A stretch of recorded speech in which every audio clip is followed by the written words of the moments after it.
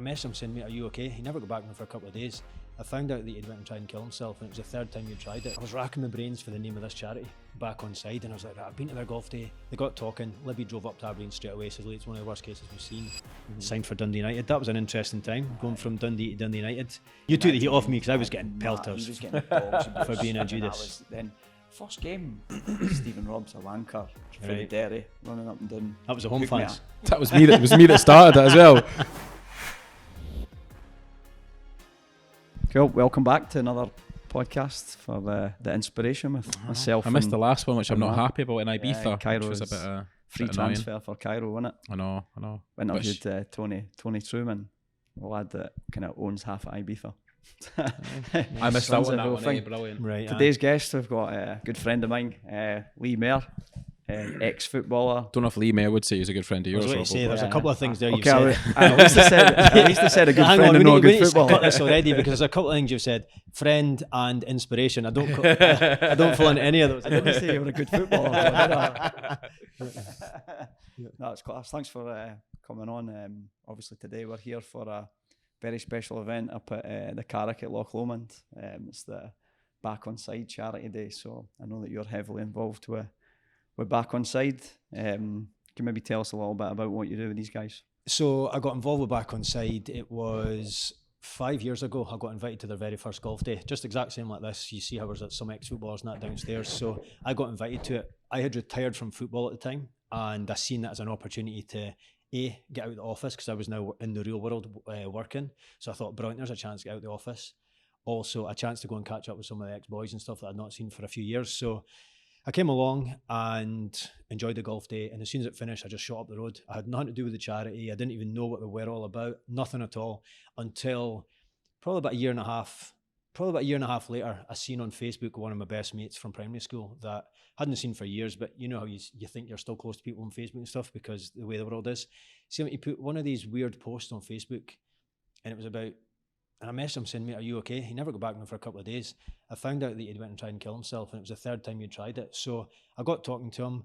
He says, Ollie, I'm in a bad way. He says, I have split up with the missus. I've lost my job. I'm not getting to see my kids. So as you can imagine, he's not feeling the best.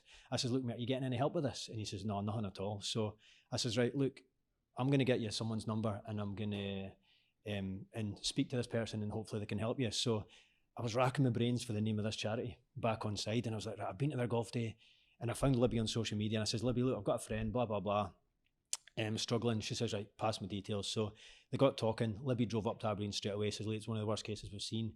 And I seen firsthand what the charity done. It really helped him. He's still alive now. He's got 3 young kids and everything. He's not great, but he's still here. That's the main thing. So ever since then, I thought, right, I'm going to help this charity as much as I can. So I've done a lot of fundraising for them. I think I've raised between 20 and 25 grand just in the last couple of years just by doing stupid challenges. I enjoyed some of those stupid challenges. I'm not gonna lie. So now we're all retired, we know that we can put in a couple of pounds like the 3 of us can, right? So I try and keep myself used to. I try and keep myself fit by doing like stupid challenges. So I done like a running challenge, a 4-4-48 challenge, which was you run 4 miles every 4 hours for 48 hours. So I think we managed to raise about 15 grand doing that. I done a marathon, and in January there I done a one where it was you ran whatever date it was, you ran that many kilometers. So I was only planning on doing the first 14 days. So it was like on day 1 you run 1 kilometer, day 2 you run 2, day 3 you run 3. So day 14 I thought running 14k that would be tough. But I was doing it with a couple of mates, and they says, no, we need to keep on going, And I was like, oh shit, right. I thought, right, okay then. And then another mate. Sounds easy to start, eh? It is, but then when you think don't of it, take into account like actually how hard that is. from day 21 onwards, you're running more than a half marathon every day. So one of the guys, George Rowe, he's actually does a lot with Back Onside as well. He sponsors them, gives a lot of donations and stuff. He messaged me and says, Lee, I see that run you're doing. That's amazing. He said, for every kilometre you do, I'll give £1 to Back Onside. And I was like, shit, I wasn't wanting to do it for charity. I was just trying to get fit myself. So, and then he says, if you complete the challenge, I'll double it. So the challenge is called 496 because you do 496 kilometres. So I thought, right, if I complete this challenge, that's £1,000 for the charity, which I know is a lot of money for the charity. So I then says, right, that's it. I was in. I'm ball deep now. Put the pressure right on you, I'm in, didn't he? so I thought, right. And then I set up a link, and I think we managed to raise another couple of grand there as well. I think it was 5 or 6 grand with that as well. So I just try and help the charity by doing as much as I possibly can, because I know that they don't get any funding. they only get money from donations like golf days today and people buying raffle prizes and stuff like that and auctions and that. So I try and help them as much as I can because I see first class what it is they've done. Yeah, was that last challenge your toughest challenge? Every one I've done, I've said that's been the toughest, and I then said after the last one I'm not doing any more. But you know what, like after a couple weeks, you're like, right, once you forgot how hard that is. The last one was the toughest because I remember getting to like 26k and I was absolutely gubbed. So it was the 26th of the month, and I thought, shit, I've still got 5 days to go. I've got 27k to do tomorrow, and then 28 the next, and then 29. I remember seeing on the social media your blisters and all that you had. I felt as though the 4 miles every 4 hours one. Yeah, I felt as that looked tough because you documented it so much. Do you know what I mean? And try to go back out again, stuff like that. I thought that looked dead punishing. Toughest thing about that one was I was shattered because the run takes about an hour. By the time you're then getting in, you're getting changed and whatever. You've only got like 3 hours until you're starting again. But your adrenaline's going, so it's not like you can go and sleep for that 3 hours. So sometimes, like, I remember I finished a run so the run was 4 o'clock in the morning. And then I remember I finished it and I was sitting crying in my kitchen at 5 o'clock in the morning. I was thinking, what the hell am I crying for? I was like, I think just your because you had another one to go. I think so. I think so. I was just in that much pain. I was shattered. And then I messaged Libby halfway through it as well, saying, Libby, I can't do this anymore. And she sent me the figure. She says, Lee, I think you've currently raised $7,000, which is equivalent to like 200 counselling sessions. So see, when I then knew about that, I thought, this is not about me having little sore legs. I need to like toughen up here and just get this done here. So then it was just, and I think we managed to raise 15 grand. So we've got great publicity in the back of that, which obviously helped with the funding. This is like the second golf day we've been on. We're back on side. We done the charity cap a couple of years back, which was obviously a great success. So it's definitely something that we met Libby and Joe last week, and it's a no-brainer. It's something we'd like to do a wee bit more with. Do you know what I mean? I think obviously, like you said, we'd started off, but we've maybe drifted off. I think it's the relation to the football side of things that ties us. It'll obviously tie you. It's maybe something you can maybe talk on. How did the football career go? Where did it start? Like, let's go. I think it's an interesting one for us as well because like your career was probably sort of similar times to us, and then it's the end of the time. So it's nice to hear a timeline and then what you've done after. But the three of us would have been roughly the same. Well, we were at YTS together at Dundee, and what was that? In 98, 90, I was 97, a couple 98, years later 99, something like that. Yeah, 99. So great as a young 16-year-old boy, you think, brilliant, I'm a full-time footballer. I think you've made it, but you're actually, what people don't realise is you're earning £45 a week at Dundee, and you're actually working. If I think if they worked out the hours you worked compared to slave labour, you're working for 20 pence an hour. But it's mad. It's interesting hearing that because I never went through that. I never went through like youth team. I just played junior football and then part time from 22 to 24 and then full time 24. So I never went through so obviously you always talk about like youth team and like folding and cleaning boots and that. But we've still got a WhatsApp group with the guys from that time, and the banter's brilliant, and it's friendships that you'll have for life. It's guys that, don't get me wrong, you'll never see them for 10, 15, 20 years, but when you do, you'll have a great laugh because the stories. I think that's a good thing because like from football, I probably don't have many like friends for football. Like obviously Robbo, but and I've got acquaintances I'll speak to, but maybe not people you keep in touch with. But obviously going through that youth thing together, the pressure maybe brings you together a bit more. Yeah, I think so. But you touched on something there, and I always remember our youth coach Jinky says to us when we started, he says, if you get to the end of your football career and you've got 3 proper friends, and he says, look, I mean like proper friends, you've done well. And like you says there, we've all got acquaintances. We've got guys that you'll not see for 10 years. You say, oh, let's get a pint or whatever. And they're good mates, but not proper friends. Yeah. And touching on the black on side thing, that's maybe why people do feel a bit lonely at the end of a career. Why do you think that is? Is it because the football's so competitive? Like, say, for example, you've got a mate in the dressing room, but like, you're really just player. Like, think of a goalkeeper, for example. There's only one position on the pitch for a keeper. I think as well, it's but you move about a lot. It's not like me and Dorms are really close, and then he moves to Crystal Palace, and then he's back to America. I don't see him, and you just end up drifting apart. It's not like with a footballer, like with a job, you work in that area and you live in that area, and you probably stay in that area for like all your days. Was a football, like you say, you play for Dundee, Stockport, Aberdeen, and you're just bouncing about, aren't you? All over. But the thing about it is, and why I think there's such a transition from football to, I call it the real world, is you're in with 20 mates. Straight away you walk into a dressing room, you've got mates straight away. And you know yourself, you walk into a dressing room, if you're laughing or joking within 30 seconds. And then when I remember my first job, I was selling photocopiers, and you walked into the office, you'd be in the office 2 hours and sometimes some people not even spoke to you. And I was like, what the heck? Because we're used to a dressing room for 20 years of you're walking in, somebody's taking the piss out you. Working life's so different, isn't it? Oh, it's just football dressing room, isn't it? But like, I see how, and I see how charities like back Onside and stuff are so busy, because these people that are, say they're working in a normal job, right? They've maybe not got the best income, but they're in there. But the best thing about football is the banter with the boys. A lot of people say, oh, do you miss football? No, I don't miss football, but I miss the dressing room. And see if you've not got that at work, and you've also got on top of, and you've got life on top of that with, you've got stress of kids, you've got, especially nowadays with the way the prices of everything's increased, that's a strain around a lot of families. If you've not got 100%. a release, The of changing a room's a dressing bit of a bubble, isn't it? A wee Oh, bit. It's not really part. It's not I like think life we or try that. to Do you know what I mean? create It's like this, just a little bubble. Be inspired as this kind of dressing room culture of like, even like the girls that have come into the business as well. Like, I think they come in and go, oh, it's a good laugh here. Yeah. Do you know what I mean? Like we try and create that so that it's not too serious. But yeah, when we get to work, like the work still needs done. Yeah. But there's that kind of just like, I think you need that friendly because environment. you'll spend nearly half your life at work. So you need to enjoy what you do.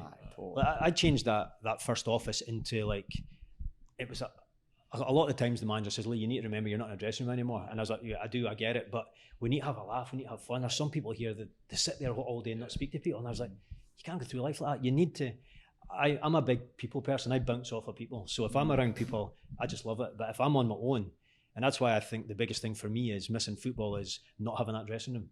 And that's why I'm in as many WhatsApp groups as possible. I go to golf days because I need to be around people all the time. If I'm Really? not, I didn't know you were that busy, mate. Do you like golf? I'm almost as busy as Robbo. I don't know, like. Yeah, I only document the good stuff. You Yeah, document exactly. everything. I've seen Exactly. you're round. Where were you last week when you? I messaged him after that. yeah, I you said, mate, posted- I actually enjoyed that. I quite enjoyed that. Is that why I I got don't, invited I don't, here? no, Was it- I don't enjoy much of his content, Yeah. but Did that you was take good. I inspo? I enjoyed that. follow a guy that documents all his shots. He's a wee bit better than you, mind. Was he? No, Yeah, I'm a bit he's- hard. I think he shoots I've like played 2-3 more under. golf than ever lately, and my handicap's gone up the way. Oh, is It's, it? just- We were discussing that earlier. The more you play, I think I'm probably thinking about it too much rather than just going and enjoying Try it. and change things and can I get better? Can I get better? And Yeah. by try to get better, you get worse. You get older as well, and the body gets stiffer every day. You Well, play, speak there's for yourself, loads of- Yeah. Aye, sorry, we were touching on your football career. So Dundee was where you started as a YTS, and then where did you go from? where did you go Dundee, from there? and then was there for about 7-8 years. Broke through into the first team. Great times. The Benitez came in. Great, loads of foreigners. Great experience playing with guys like Caniggia, Ravanelli, Giorgio Nimzadze. Try to think how many other names I can drop in here. Caballero. Who else? Beto But Carranza. Caballero, he was a player, wasn't he? Oh, unbelievable boys, right? But see, for that, right, you'll be in some dressing rooms and the foreigners, there'll be a lot of cliques. Dundee was unbelievable. You'd be in the nightclub with Fabian Caballero, and he would just phone you and say, "Hey, discotheque," and you're like, "Yeah." He couldn't speak a word of English, but it was an incredible dressing room. And He still messages me. yeah, He still messages me. he's busier than you on social Aye, media. yeah, You just see his Dundee goals on I love social Dundee. media every day. I love Dundee FC. I'm like, Fabian, cut the ties, Where's mate. he from? Paraguay, mate. Paraguay. I was like, he needs to cut the ties. That was like 20 odd years ago. He's still living off that goal. Gaffer. I think so. It'll be him and Jockey Scott as manager. Aye, Jockey. He'll get back sometime. Aye. Brilliant. So went from Dundee to, I then had a chance to try down south.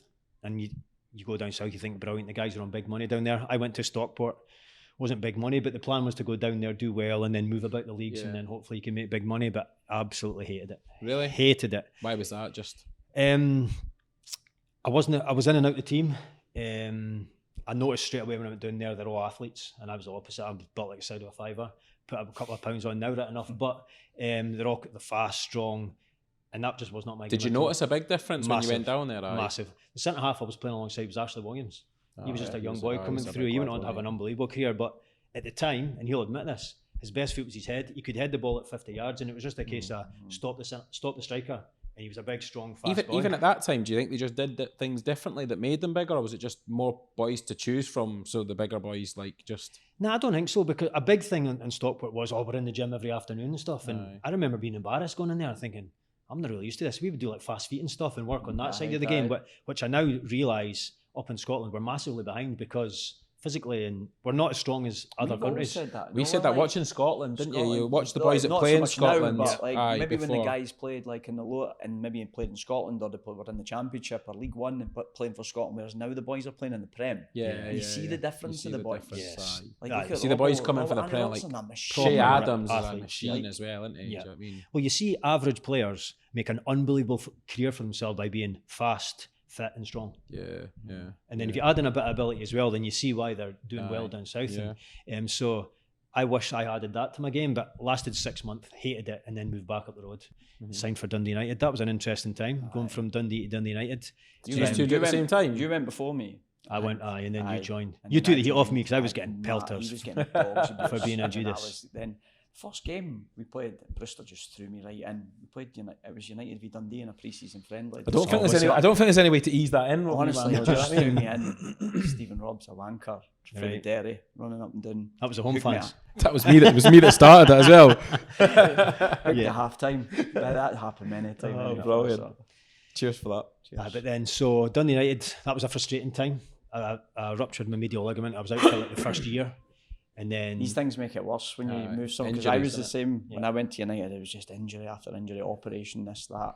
And especially making the divide, crossing the divide from Dundee. Yeah, you want to hit the ground running. You want to prove yourself a wee bit. So that was a horrible time. And then there was loads of change of managers. McCall got sacked. He brought in Brewster. Brewster never lasted long. Levine came in. Very good manager. Aye. He released me, but I haven't got nothing bad to say about him. He's just his tactics and his people laugh at that every time I say tactics because straight away they say he played a game with no bloody strikers. And I'm like, but see, his attention to detail was incredible. The thing is, that's called up. People play games without strikers all the time now. But because he did it in Scotland if Steve Clark loses that game on Saturday, then the people question his tactics for not having a bit more of a go, and we end up winning his hero.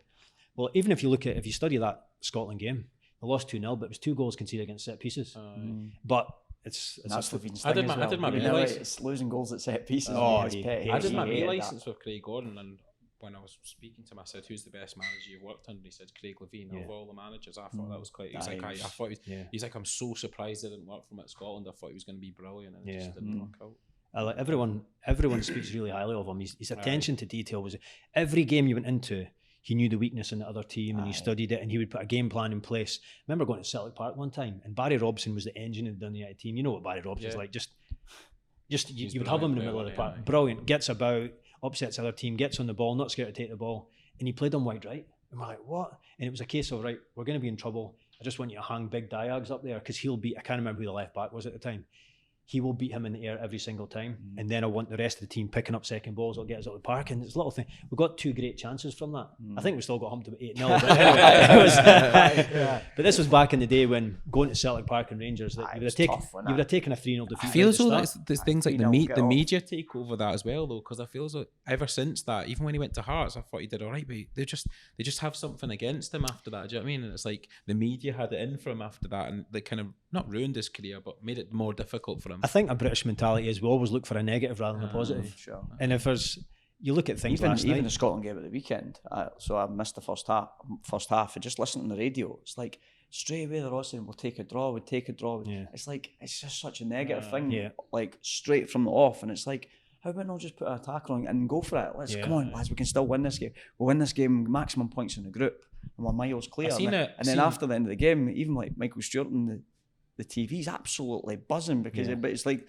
that mentality doesn't run until the 90th minute when we're actually winning. Well, it was like John McGinn said in the paper, he said, was it Cooper came on and said, we just need one chance, we can do this. And he said that positivity just went through the whole team. And I was like, it just takes one person to come on with that mentality. I remember talking about mentality there. I remember going to, the podcast High Performance? Yeah. They were doing a tour and I went to watch it in Edinburgh and they were interviewing Steve Clark. And Steve Clark said the first thing he had to change was the Scottish mentality. He said, we had this mentality of, we'll go and try and qualify for a Euros, we'll fail. We'll try and qualify for the World Cup, we'll fail, we'll change manager. We'll then go through the same process, we change manager. And that was just what everyone's mentality was. We had boys, I've got a little niggle, I'm not really wanting to turn, I'm not going, I'd rather go on a holiday. Yeah. He says, I've now got boys turning up injured and I need to tell them, no, you're injured and stuff. He's totally changing mindset and mentality of that. And I think you see that now as a country. We've never, probably in my lifetime, we've never been in a position as a Scotland fan thinking we're going to go to a game and win this. Yeah. It's always been even like the game on Tuesday, the game against Georgia on Tuesday. It's a case of no, we didn't take a point. We need to win. Yeah. We want to win, and that's like. And when can you say in our lifetime that we've been going to a game in Scotland thinking we're going to win this game? It's a great mentality shift, though, isn't it? Massive. You know that comes from the boys in the Prem. See boys like Andy Robertson, John McGinn. Probably comes to the manager as well, though. Yeah, of course. Yeah. But you've got players that are backing that up. Yeah. I agree that. And then these other guys are coming in. I always look at back in our Dundee dressing room. We had unbelievable guys like professionals, Barry Smith, Gavin Reyes, guys that you come into a dressing room and that's a standard. So you've got the Scotland team now and you've got all these guys in the Prem, Robertson playing Champions League finals, winning leagues and stuff. That's a standard. It's only taken a couple of boys to go down to the Prem and do well for other Scottish boys to sort of follow it. Yeah. And for a while it was like Christie going down the bottom, he's done great, he's done brilliant. Yeah, it was like for a while they'd go down and maybe not do anything, and people, Scottish foot. But then they've gone down now, and like Robertson's done well, and like you say, Chris, and it's like more people are going down and doing better, so it's like helping everything. Yeah, I just think like before it was Scottish boys would be going down, going to the Championship or going to League One. It's just different now. Yeah, it's like just going to that next level. Even McGinn done very well at Villa as well, hasn't he? Yeah, he's done incredible. Obviously, we were at St Mirren with these boys. Yeah, McGinn it was great to see. I think McGinn put on his social media, and it was the two of them celebrating a St Mirren goal. Oh, I seen that. I seen that. Kenny McLean. Fast forward 5-6 years, whatever. Did you go to St Mirren after Dundee United? No, I went Dundee United to Aberdeen. Were you at St Mirren when Big Tomo threw No, I know, but I've heard all about it. I'd left then, but I think you know what Tom was like. Stephen Thompson, great character, just great guy in the dressing room, played at a high level. So again, he brought standards. That's a standard. Yeah, he has a laugh, but he made a dressing room a brilliant place. And I think they were doing fast feet and it had finished. You know, you go in and out the poles. And I think he just picked it and just threw it as a javelin, and it stuck in McGinn's leg. Shut up! Oh my God! I think McGinn, big legs to hit as well. I know. You kind of miss those guys, but I think the rumour was that McGinn was out for ages, and you don't know how true it is, but you then hear that McGinn's away to sue the club and stuff because it's done him out with a move and stuff, and you're thinking, Jesus, it just shows you how things can go wrong just by having that wee laugh. But Tomo was devastated about that. But it was funny. Which McGinn was it? Was it the good John McGinn? The good one. The good one.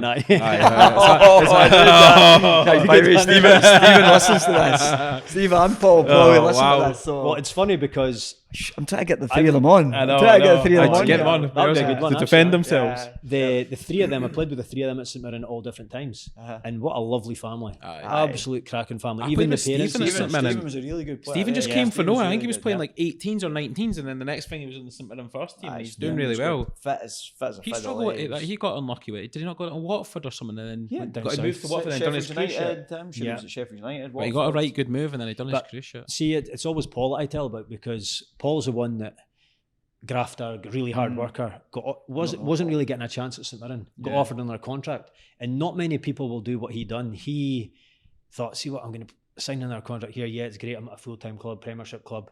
He then declined it and went to Dumbarton, dropped a division just to go play and play. All the time, and you very rarely see, I think you can count in your hand how players drop a level to then go up. It very rarely works because you drop into that level and you let get that caught level up take over. So he dropped to levels. He then went on, unbelievable, Dundee, I think, Hibs, things at Motherwell now. So it's good confidence in your ability, though, isn't it? Do you know what I mean? Exactly. But also as well, good confidence in your determination to that. Right, I'm only using this as a stepping stone to then propel his career, and that's what he done. And so fair play to him. But like I say, an absolute cracking family. I did the same thing, but I didn't propel just kept going back. I dropped from Hamilton to Partick, and then that was it. Be inspired after that. Yeah. So Aberdeen was kind of next. That was quite a successful. So time Aberdeen for was you. great because I'm an Aberdeen boy. I used to go to Pittodrie as a kid, watch the games and stuff, and that's the thing. Were you an Aberdeen supporter? Aberdeen fan. Used to go to Pittodrie, but this is actually going full circle here. My mate who we spoke about at the start, Chris, who tried to kill himself at back Onside, went and helped. I used to go to Pittodrie with him. His dad used to take us to Pittodrie. So when I signed at Aberdeen and stuff, he was more delighted than I was. Obviously, I'm delighted, but he was like, "Oh, that's my mate for school and stuff like that." And so class. It was amazing. And then so going and signing there was amazing because I'm from Aberdeen. My wife's from Aberdeen. So and we just had the twin girls were born as well. So I thought when I move back to Aberdeen, that'll be.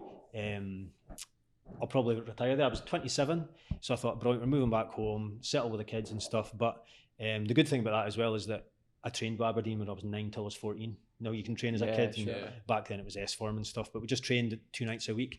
And I remember getting a letter saying, "Oh, Lee's not progressing enough, so we're going to let him go, but we're going to keep an eye on him and stuff." I've still got that letter to this day. So, but the great thing was, 13 years later, they then signed me again. I had the same thing. That was one of the reasons I signed for United. Just because I had that letter. Right. Okay. It was. I'm sure it was the other. It wasn't because they were offering you treble the wages. No. Was that a personal ambition of yours? Like, sorry, Robert. Was that a personal ambition of yours to like play for Aberdeen? Obviously, when you're younger, I want to. Maybe when you're during your career, maybe change. But when you're younger, like I want to play for Aberdeen. 100%. Yeah. Aye. Being an Aberdeen fan, it was. I get goosebumps thinking about it because just that was always the dream. When fixture list came out, it was always like, when am I playing at Pittodrie? When am I playing Aberdeen? So I remember I never told my mum that was going up for talks. And we went up, we had the talks, and it lasted 2 minutes. Jimmy Caldwell says, "There's your wages." I says, "Right, I'll sign it." Never negotiated then. I was just like, "Yep, I'm happy to sign." And then phoned my mum, and my mum was like, "That's weird, you're phoning like a Tuesday afternoon. Where are you?" I says, "Oh, I'm on King Street." "Why?" And then straight away she said, "You've just signed for Aberdeen, haven't you?" I says, "Aye." So it was class. And then 2 years, but again, it was frustrating because Jimmy Caldwell would change his team all the time, and it was. You never knew who you were going to get. It was unbelievable. It was a joke. What's that thing called? Is it a tombola or something like that? Well, didn't you? I'm not talking about No. that. I will say one thing. Like his brother, he brought his brother. I know his son. Sorry, and he was coaching, and I tell Rob about this all the time. The weirdest thing I've ever done in training. We played a game without a ball. Brilliant. We played a game. You still give a ball away? Aye, all the time. I tripped over it as well. Cool. Yes. Brilliant. Keep the fucking ball. Just running out the park. It was mental. Is that some Dutch way? Because he was coaching Dutch in Holland as well. He just had. I don't know if he was just trying to be different or that's just what they did over there. But he just had some crazy. What's the highlight ideas. of the football career before we start talking about the business stuff? Well, probably I got a couple. Obviously, when I went to Aberdeen, we then done well in Europe. We got to the last 32 of the European Cup. Bayern Munich. Oh, I remember that. That was class. So we got out the group stages and then we drew Bayern Munich. So we drew 2-2 with them at Pittodrie. And see, being an Aberdeen boy playing full Pittodrie, I think it was a Tuesday night. Just lining up against Bayern Munich. Who were some of the boys playing in that game for Bayern? Oh, it was madness. Well, I got Philip Lamb's jersey after the game. So you had Lamb, you had Klose. At the time, he had scored the most goals in World Cup football. You had Schweinsteiger. Was Podolski in that playing at that time? I can't even remember. I think Podolski. I'm not a big football geek, so I would need to look back at it. But I do remember a stat Oliver at the time. Kahn would have been the keeper. I can, yeah. Man. So, and the two centre halves were like Brazilian internationals and stuff. I remember somebody done the stat, and it was their starting 11 against our starting 11. They had something like 800 caps. We had one.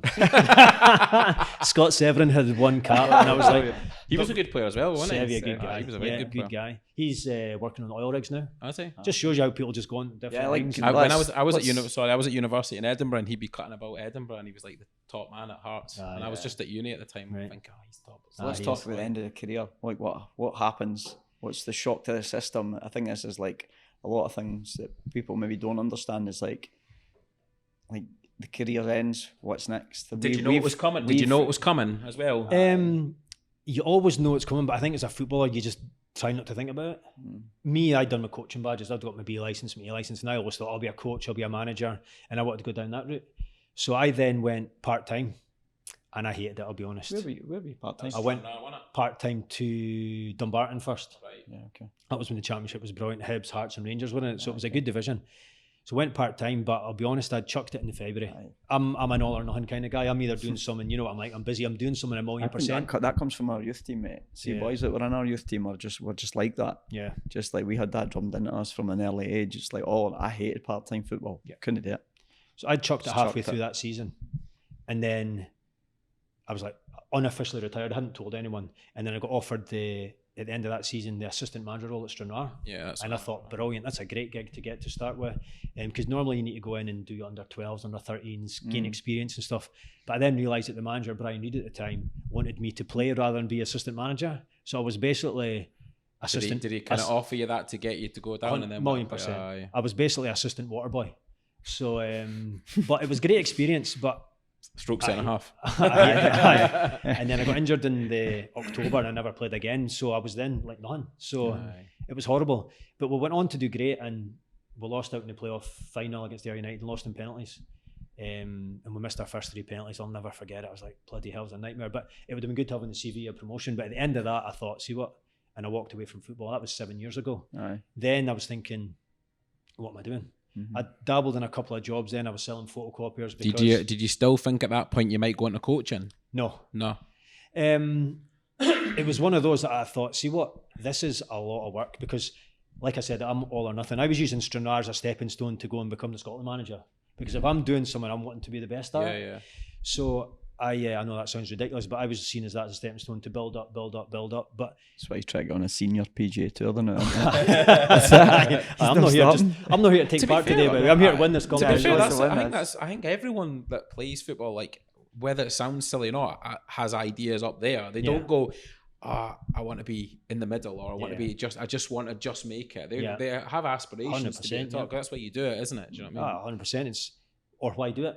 Exactly. That's like a golf tournament today. Yeah, we're here to have a laugh, but I'm not going to lie. I'm here to win this golf tournament today. And if I don't, I'll cheating. He says his handicap's 14.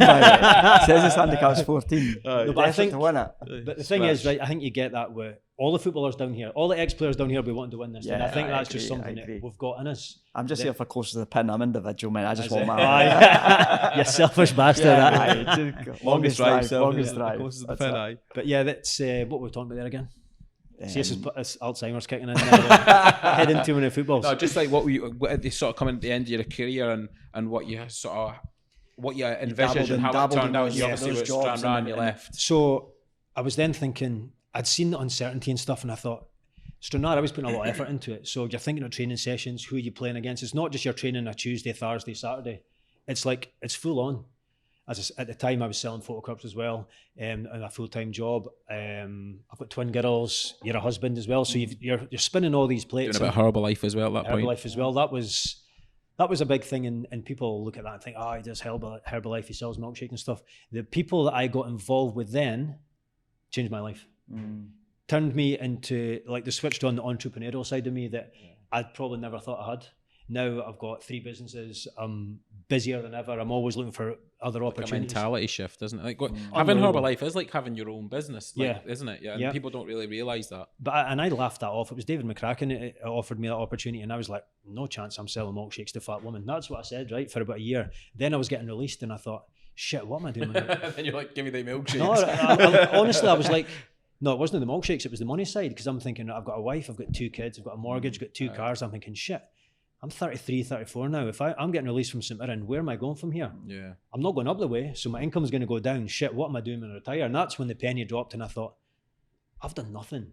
I've done my badges and stuff, but I've got no experience in the real world. So getting involved with Herbalife, started making good money, started teaching me about networking, meeting with new people, and reading self-development books and stuff. I listen to audios all the time, and I'm always learning and trying to become a better person.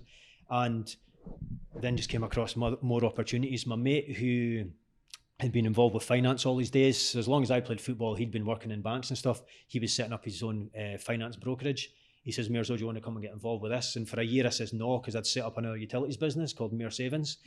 I was like, no. Catchy name, that. Yeah. Catchy. Like it. Make sure we get that in there, right? Mair Savings. Mair Savings. Can you hear us, Mair Savings? Yep, is that in, right? Scottish audience only. Yes, exactly, yeah. So it was one of those that I thought, but always kept in contact with my mate, and he said, Lee, how's things going? I said, it's tough. I'm setting up from scratch. It's tough. And he said, Lee, come and have a look. So had a look at the finance brokerage, and then been involved with that now for 4 years. And it's funny because my wife always says, Lee, you'll be more successful after football.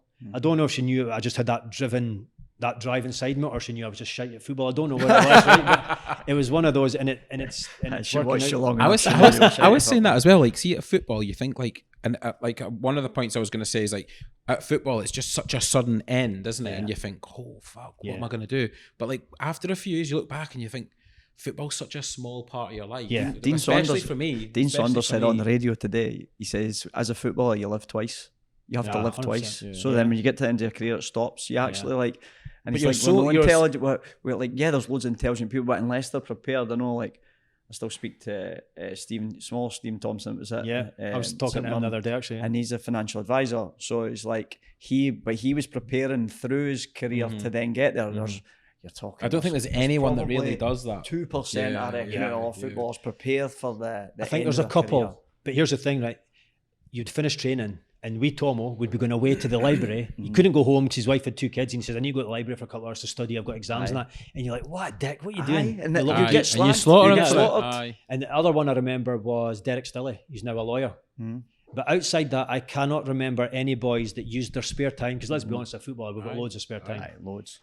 If you imagine if you had set up Be Inspired alongside your football career when you we kind of almost did. We kind of did. Imagine we used. Imagine you had Caniggia wearing Be Inspired. Yeah, sure. Imagine that. Of course. So I think the issue that I had is like what you're saying is the 100% into it. Like even like with Be Inspired now, I think me and Mark would like to start other things, but if we take our eye off the ball, what we're doing now is sometimes like it may be detrimental to the business. Like we've got a million ideas that we're constantly bouncing off each other. But it's and like, wanting to start, but like you say, you can't take your focus off your main thing. That's the I remember part. A quote you says to me, because when I was starting off, right, I went, like, we're starting off in the real world, right, and I needed to go and see people. I'd be like messaging people on LinkedIn and stuff saying, hey, I see you're successful, do you fancy a coffee? Just getting rejected left, right and centre. I remember meeting you for a coffee because I seen you doing well. And I remember a quote you once told me, and you said, see, if you've got time to go put into something else, you're not working hard enough on that one thing. And that always stuck to me, and I thought, fucking hell, that's right. Because I'm like you guys, I'm always dabbling in other things and trying other things and stuff, but I also look at the guys in Dragon's Den, and they've had maybe 20 businesses before they get that one that makes them successful. It's so true. It is true. And I mean, you need to find that one, because a lot of the time it is like at the start, it's starting up, and you know, as soon as you get something that catches, that's when you need to put all your foot in. Luckily for us, it was our first one. But we've done other things since that maybe haven't worked as successful. We had a couple of online businesses that they just like. Again, is that because we're 100% into Be Inspired? So then that just is a wee side effort. It's there's a great quote. It works short term, but no long term. A great quote that I live by is, you get what you focus on. Let's be honest, if you was to go and pick a business now with the skills that you have and the drive you've got, you'll make it successful. Because you'll just put everything you've got into making it successful. But at the same time, you can't let Be Inspired drop, because you know yourself, you take your eye off the ball. Especially where the market's been the last couple of years. Yeah, 1,000,000%. It's tough, man. It's tough. But you need to duck and dive and adapt. And in the finance world, one of our biggest clients, their business went bust in COVID. Well, it never went bust, but it was really, really struggling. They turned to selling fruit and veg. They're now a massive fruit and veg selling company. And it was nothing to do with their business. But worry about what would happen if things went tits up, but like your driving determination brings something else. I think if you're willing to adapt and look at other opportunities, I think you're going to be fine. And willing to learn and put everything into it. Do you miss football at all? No. See, when I miss football when I'm at football, but I'm also too busy. I miss football when I'm at it, because I sometimes go to hospitality and stuff. I wish I could have a game. And I also, no, I don't ever think, I wish I was out there playing. No. I think it's more the buzz, and I know the laugh the boys are having in the dressing room. That's what I miss. I don't miss playing at all. I get asked to play all the time, and I'm like, no, I'll play golf all day, but I'm not interested in playing fives like that. I miss playing at like Ibrox and Parkhead and stuff, but I don't really miss. That was some experience. Do you know what I mean? That was amazing. But I don't miss playing at like. Some experience been 3-0 down after 7 minutes as well. Ronald de Boer's just scored to make it 3-0 after 7 minutes. I'm looking at a scoreboard. Or if you've scored an OG at Ibrox. Was that you? Was it? I nearly scored in about a minute later. Do you mind?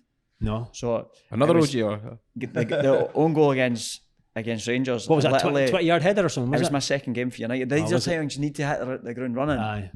I came on, and Brewster's like, Robbo, I'm going to put you on left back. And I hadn't played left back all pre-season. I'd played right wing all pre-season. Similar right wing, left back, similar. Aye. So then Stephen Smith put that big long diagonal into the box, and all I've heard is like the keeper, like Stills. Yeah. Stills was like, yes, Rob, back, keeper. And I just like, he's here. And I've just like cushioned it back to him. Mate, I told him, and he's like run past me as if he was just going to come out and take the ball. And I've just seen it trickle into net at Ibrox. And I swear, man, that place was rocking. It's like 40, it's like 45, 50,000. So then about a minute later, boys come in, same ball, similar as Stevens, got to the more of the byline, whipped one in, Big Archie's done that, and it's just hit off my head and went out for a corner. I swear, man, it was like literally like that way if we going in the top corner again. I was just like, but it's nothing worse because boys are on big win bonus. Like at Ibrox, you know what I mean? And you get on the bus, second game, you're probably no completely fit in with the guys. It was just. Is that the first time you've won 2 headers in a game in your life? I was about to say that. I was actually not bad now for a midget. Brilliant. But yeah, that's the games that you miss. Aye. But I miss the dressing room, I miss the camaraderie with the boys. But like I say, I try and be too busy elsewhere because I very rarely sit down and just watch TV and stuff because I'd see that, I'm like, no, I should be doing something. I could be. It changes like because I'd said this time, like your kids are the same age as Owen, like you're at 16 now, and it's like they're way doing their own thing, and it's like you just find yourself having that extra wee bit of time to do it where Mark's Holland's 3. And it's I don't have no time it's to do like, it's just like completely different. And when your girl was, their kids were 3, like we were still playing football at the time. So they'd come to games and stuff like that. So your life was just like in that. Whereas probably never had time to do really anything else, eh? No, but what you mean, a business alongside the football? I just. I think I you look can back always at my make time. career, You can always find time for something. We can always find But time. like you say, But being 100% in is difficult. yeah. You're probably 100% in your football, and then it's like like see people starting things while maybe like Snoddy started something and that, and like it's difficult to start it while you're playing football because things you've got that focus of football as well, and football's like your life. It's not just like you go to training and then that's over. It's like, well, you've got to eat the right way, you've got to prepare the right way, you've got to go to the gym. So it is difficult. Do you know what I mean? Yeah, it is your life, and you need to give it all. But at the same time, from a selfish point of view, you need to think, I've got my family and that from a second life that you've already touched on, starting at 35 to 85, what am I going to do and what's going to be the income? And where do you see yourself going now? Are you just what's your plans for the future? To try and get down to scratch handicap at golf. I'm a long way off that. No, what's the handicap now? 9.2. 7.1 last year, and it's gone up to 9.2. But I'm playing more golf than ever. My handicap's gone up, so I don't know how that works. But no, I want to. You look apart. You've got the full. This is a brand safari outfit on. It's a Father's Day outfit I got yesterday. I was like buzzing to put this on. So at least you got some, and I never got anything. So now the plans for the future are just. I think things change. You go when you retire from football, and I'm open enough to admit this, that I never really had a lot of savings there, so we were like struggling for a couple of years. Your aim for that first 3 years is right. Let's earn some money so we can be okay. Now things are different. I'm care more about being healthy, family being happy. Obviously you want to go and earn money and you want to be successful that way. But I think things change depending on where you are in life. I'm at the stage now where I'm more concerned now about my kids at being 16. Their next 5 years, how am I helping them get on property ladder and things like that? Because the way the world is, it's really tough. But you can worry too much about the future, and I try now and just stay in the present and enjoy things as I've got them, because one thing is that everything will be all right, because no matter what, you'll cope with things no matter what. If somebody used to come to you and say, look, there's 10 kids, that's probably your initial thing is, oh shit, but guess what, you'll manage. And it's probably a good thing with the back Onside thing as well, like everything will kind of be all right. Do you know what I mean? It's like linking that back to what we're doing today. I think one of the things we liked about this podcast, I wanted to try and do is like because we came from football, it's like, and you see how difficult it is when it ends. It's like a shutter just comes down. It's like, right, start again. And it's nice to have people like yourself that's gone through it and then come out the other side and go, well, I've got this now, and I don't miss football. I'm successful on the other side of football. And maybe for people in football back Onside to sort of inspire them. Do you know what? Football is brilliant. It's like amazing, and you can go on and have a career in football. But see if that's not for you, there's other things out there. Even boys at different ends of the spectrum. So you got boys in the Prem. It's like what are they preparing now? What are they going to do? Because even you can have all the money in the world, like some of the Prem players, but see when the football stops, like it can be a lonely place, can't it? It's pretty lonely. So it's like, and on the other side of that, it's like maybe boys that are at 31 playing part-time football. What are they doing to look at like what's next? Yeah, you know what I mean? So, 100%. We done a thing way back Onside in the Hibs dressing room a couple of months ago, and it was brilliant just talking to some of the Hibs boys, and you're like, what are you doing when you retire? And they're like, coaching, and I was like, you haven't got a plan. Idea. It's going to come a day that, see what, tomorrow football's not in your life. Great to go and be a manager and assistant manager, but I remember when Ian Jenkinson got sacked as assistant manager at St Mirren, within 24 hours the rumour was 80 people had applied for that job.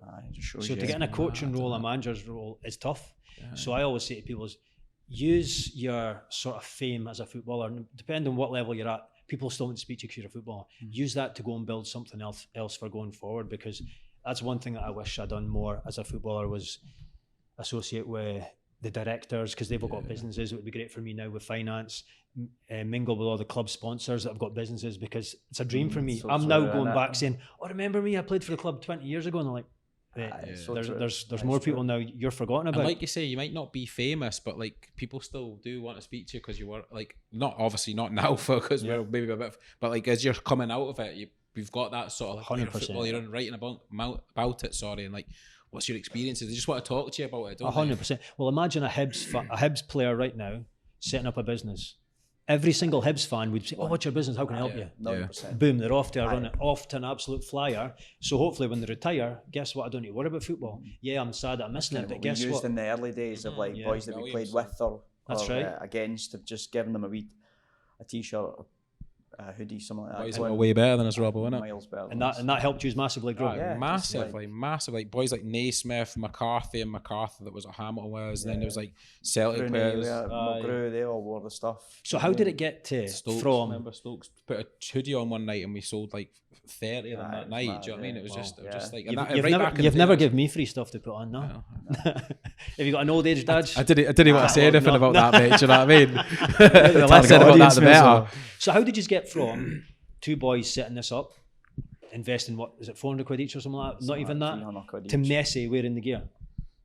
Probably networking is a massive thing. Yeah, networking. You get connections through somebody else, and then eventually you end up. We're probably the most impatient people in the world, but looking back, we were probably really patient. Right. So like, it just took time. It doesn't happen overnight. Like, we've been doing this for 10 years now. Yeah. So like, and there's like peaks and troughs. Like, you go through like a mad peak in like 2018 to go back down, and then 2020, first year of COVID was mental, and then it's going down, and then now it's going back up again. It's like you go through these little things. You have to just like stay a bit quite grounded as well. Didn't get too high, didn't get too low. That's what we always say. It's like you've just got to kind of keep your feet on the ground. But when you first started, you must have got highs when, we've got a couple of sales and stuff. That must have been an unbelievable buzz. It was weird though, wasn't it? It's like, obviously it was. And like, I remember we like, if you made £300, say if you did £300 turnover today, we're going out of town to get some lunch. That was our thing. We'd shit ourselves. No lunch, mate. You get beans on toast, mate. And then like, but I don't know if we just got swept along with it. Like, I remember the photographer used just like, you're like a rocket ship. You just keep going with it, didn't you? And it was like we weren't thinking about anything. You weren't really even taking anything in. You were just like going along for this ride. Win for a few years. Like, to be thinking we've been out for 10 years is just like, doesn't feel like that. Nah, it's crazy, isn't it? Just see when the memories pop up, you're like, that was 7 years ago. You're like, what? I seen you share one on your social media yesterday. That was the first ever website that we made. We'd done it ourselves. That was the thing. See, for the first year or so, we'd done everything ourselves. Just found out how to do it, learn how to do it. No, we're buying, like, once we sold enough product, we went and bought ourselves a computer, like, because we were doing everything on our phones to start with. The next stage is like, can we maybe put our phones through the business or whatever, so that we didn't. That's one less bill to think about. What our part-time football money was paying for. Do you know what I mean? So I do think it's harder for people to start something now than it was for us back then. I think people's expectations are higher now. Like when we first started, we were selling some stuff and we're like, that's a bit questionable. Do you know what I mean? Right back in the day, just try to get your brand out there. Like maybe we weren't happy with it, or like maybe the finish wasn't exactly how we'd want it, but you just sell it. But nowadays, I think social media's set the bar a little bit higher for people getting in. I think it's maybe a little bit more difficult. You think it's more difficult because with social media you can target more people? But are there more competition now? Because there's more competition in the standards. You used to see on social media, you used to get an organic reach. It was ridiculous. You could hit so many people without having to pay for it. Where now you have to pay for it. The social media platforms kind of almost block off the reach unless you get something viral. See, TikTok's coming. It's like being on this. Like new brands are probably formed off new platforms. So say like Facebook got loads of organic reach to start with, then you got to pay for it. Instagram comes out, you get loads of organic reach to start with, and then when it gets busy, you got to pay for it. TikTok comes out, you get loads of organic reach to start with. So you need to make like something else. So new brands start off the back of that because you don't need any money to start. Right. So then there'll be a new platform comes out, and if you get on that first with the right product, the right content, then you'll blow up. You can start off the back of it. We better watch our time. We've got a tee off time. All right, oops, aye. So well, that's us summed that up. Yeah. Thanks for coming on, mate. That was really interesting. Enjoyed your story, mate. Been a pleasure. Thank you. Good man. Cheers mate.